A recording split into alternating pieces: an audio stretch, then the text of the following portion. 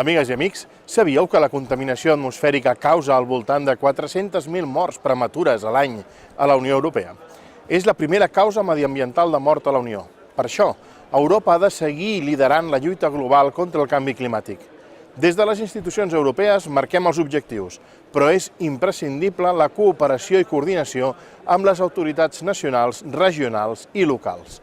Específicament, les ciutats tenen un paper decisiu en aquesta lluita contra el canvi climàtic, ja que més del 80% de la població urbana europea s'exposa a altes concentracions de partícules nocives per la salut pública i per al medi ambient. I a la Unió Europea el 75% dels europeus vivim en ciutats. En el ple del Parlament Europeu hem aprovat un informe a iniciativa pròpia de l'Eurocambra sobre el paper de les regions i les ciutats europees en l'aplicació de l'Acord de París.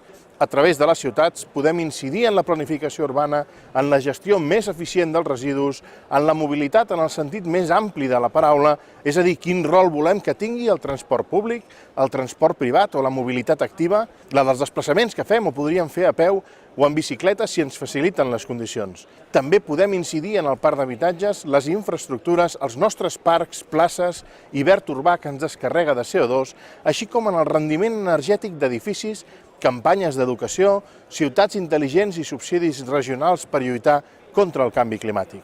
I això no afecta només a ciutats com Barcelona, París o Berlín, sinó també a ciutats com Sabadell, Bonn o Niça. Hem de centrar la mirada en les ciutats i regions i aconseguir reduir fins al 50% els efectes de la contaminació atmosfèrica.